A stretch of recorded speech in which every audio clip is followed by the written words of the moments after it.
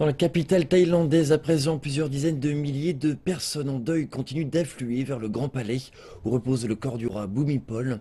Certaines restrictions médiatiques ont été levées et le gouvernement a précisé que les lieux de divertissement peuvent ouvrir tant qu'ils ne compromettent pas l'atmosphère solennelle générale. Mais la période de deuil officielle pourrait continuer jusqu'à l'année prochaine. Cela d'ailleurs pourrait avoir un impact conséquent sur l'économie du pays. Un reportage à Bangkok. À Bangkok, le noir est devenu une couleur obligatoire. Depuis l'annonce de la mort du roi, les chemises et hauts noirs ont disparu des boutiques et leur prix a connu une augmentation conséquente. Avec une période de deuil officielle fixée à 12 mois, les vêtements de deuil vont devenir la norme en Thaïlande.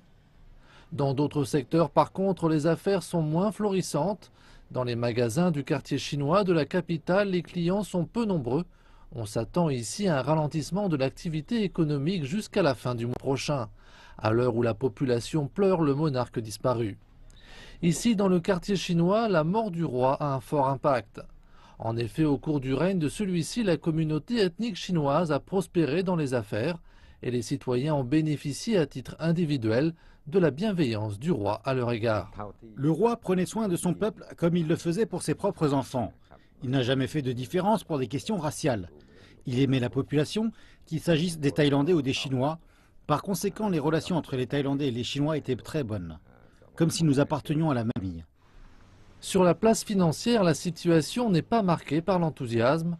La semaine dernière, alors que la santé du roi se détériorait, la bourse a connu une forte baisse. Dès lundi, l'indice boursier thaïlandais s'est effondré davantage.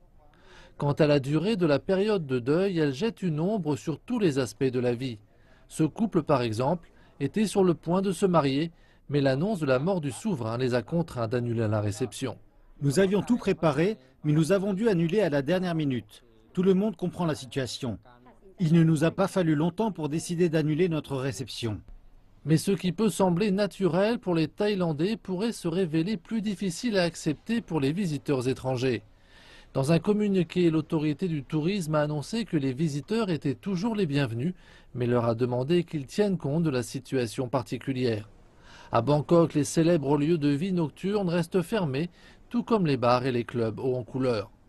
Pendant encore quelques temps, le royaume ne pourra plus être qualifié de pays du sourire.